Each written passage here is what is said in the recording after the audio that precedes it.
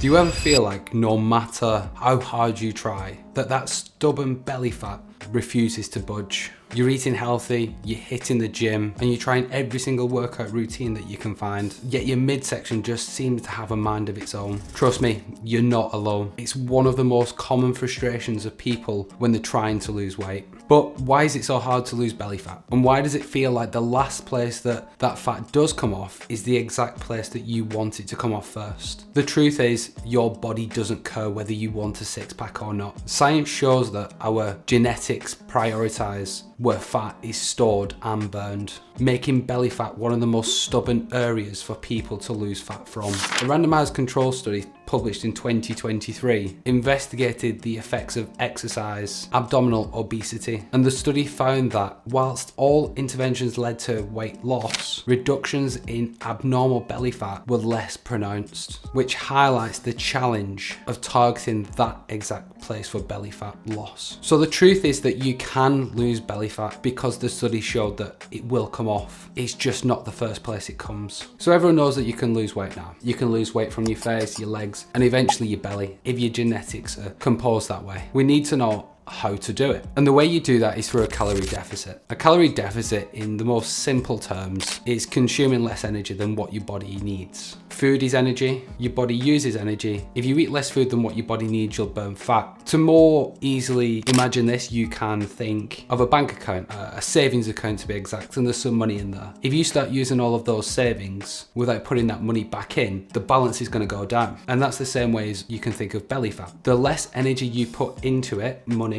into it, the less there is going to be of it, and eventually it's all going to get depleted. And therefore that gives your body less energy. On the same energy requirements, you're going to be in an energy deficit, calorie deficit, money deficit. But to get into that deficit, you can do it one of two ways. And there's two ways to do that. You can decrease the amount of energy going in with the same energy output, or you can increase the amount of energy output whilst keeping the energy input the same. And everyone knows how to eat in a calorie deficit. Just eat less calories than what your body needs, or at least you know how to reduce the amount of calories at the eating healthy, eating more vegetables, eating more whole foods. But what about getting energy out? That is done through movement, like cardio. But what is the best type of cardio for belly fat loss? Exercises like running or high intensity interval training can quickly burn more energy, but it might be hard to stick to longer term. And many people's starting point is not where it needs to be to start doing a cycle of 100-meter sprints, and therefore that rules out high intensity interval training for them. Those same group of people that are beginners can quickly burn out. That intensity could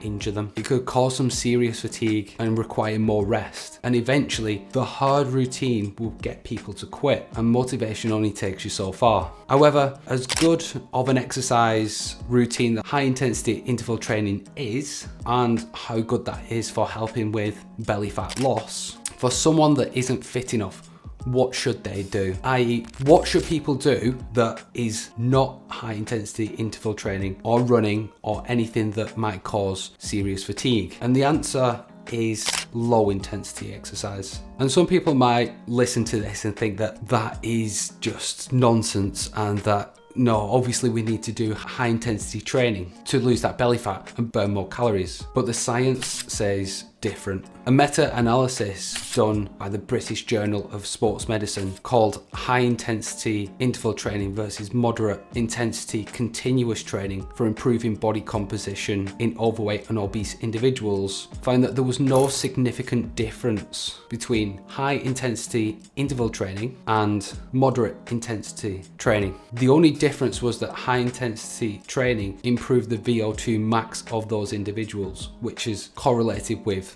how long you live, and the amount of time that those exercises took was less to burn the same amount of calories. Another analysis done, which is called exercise adherence and weight loss, comparing low intensity to high intensity cardio modalities, and that was from the Journal of Behavioral Nutrition and Physical Activity. And they found that adherence to exercise is the key factor in fat loss, and enjoyment plays a role in longer term behavior and consistency. And it found that the calorie expenditure is matched with both forms of cardio, and they produce similar results for fat loss. The only difference is that walking showed a higher adherence rate for the two modalities. So walking is the secret weapon. It's effortless, it's enjoyable, and it's proven to work to remove that stubborn belly fat, as well as the lower impact on muscles. It requires less time to recover, and it's going to keep you more motivated for longer term fat loss. So we know we should walk for fat loss, but if you're a couch potato or you haven't done anything recently, how can you incorporate walking into your daily routine to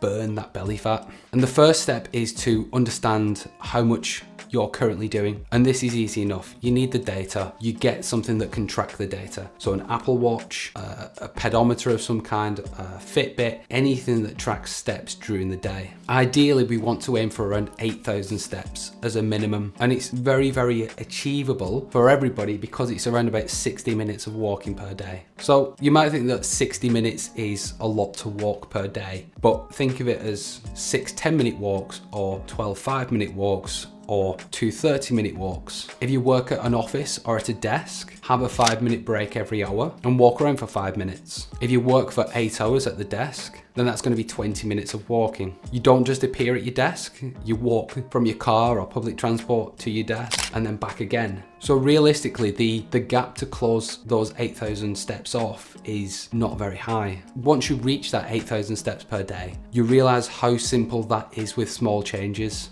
So aim higher, aim for 10, 15, 20,000 steps per day. And that's easily achievable as well. Take the stairs instead of lifts or elevators. When you're going shopping, park away from the front of the shop and walk to it. You could even do cardio when you go to the gym. There really is no excuse for not hitting 8,000 steps per day. And this is just one strategy that you can use for getting rid of that extra belly fat. It's never going to be the quickest thing that you ever do, but it will be the absolute best. You're going to feel better, you're going to look better, and all around you're just going to live longer. And usefully, if you are getting into a fitness routine and you want to know more about supplements, you might have heard of creatine. And there's so many benefits to creatine, more than just building muscle. So if you want to know more about creatine, click that video just there and it'll take you straight to it. See you in the next one.